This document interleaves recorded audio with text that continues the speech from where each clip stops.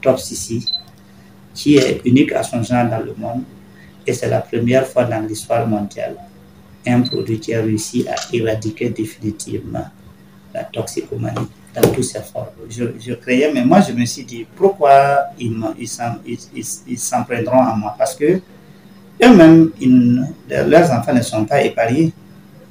Ils ne cherchent pas leur argent pour aller nourrir des oiseaux, ni aller nourrir des poissons dans l'eau.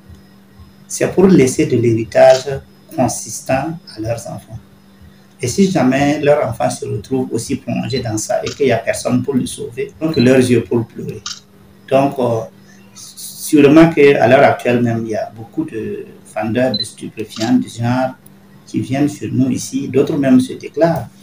Ils disent, Monsieur Ouda, c'est moi-même qui ai entraîné mon enfant dans ça, parce que moi-même je le vends, mais est-ce que tu peux sauver du moment où l'enfant même dort dans ça? J'ai dit, ne t'inquiète pas, l'enfant sera sauvé.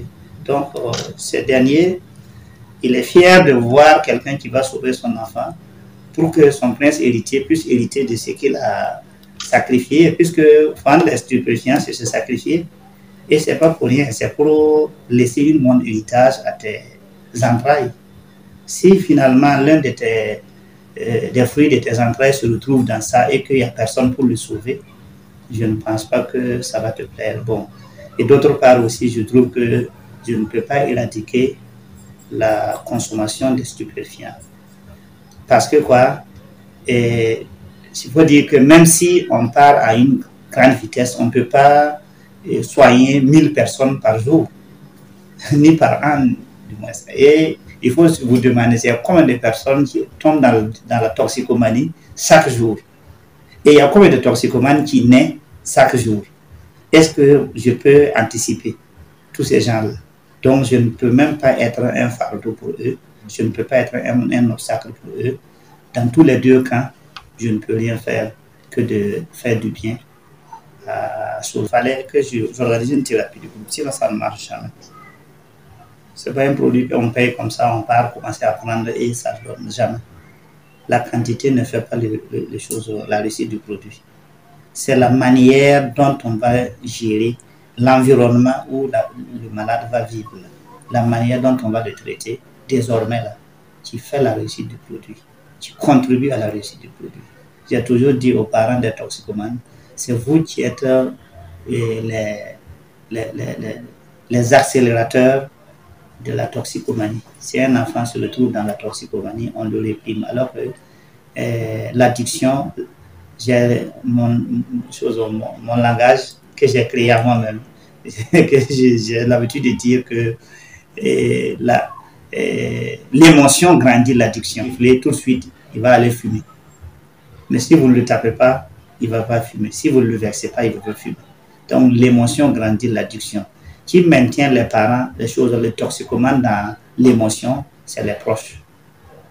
Donc il faut que j'arrive à faire en sorte que les proches arrêtent de les motiver d'une manière ou d'une autre.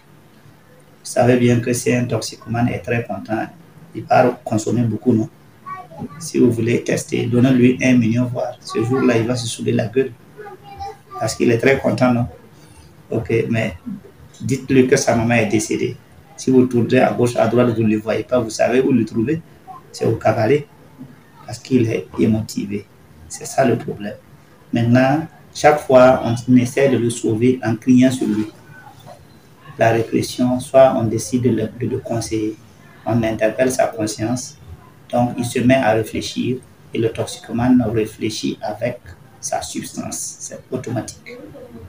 Vous ne pouvez pas dire à quelqu'un d'arrêter quelque chose, vous ne savez pas que c'est ça qui accélère même sa consommation. Donc il faut d'abord que ça reste ancré dans la tête des parents avant que le traitement réussisse. Voilà pourquoi on ne dit pas le prix comme ça, parce que vous savez, il y a des mauvaises langues. Si tu dis c'est cher, ils vont dire c'est trop cher.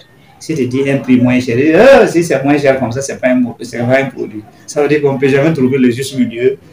D'abord, c'est faire en sorte que la personne comprenne qu'il a en face de lui la personne qui comprend la chose et qui maîtrise la chose et qui peut vraiment gérer la chose.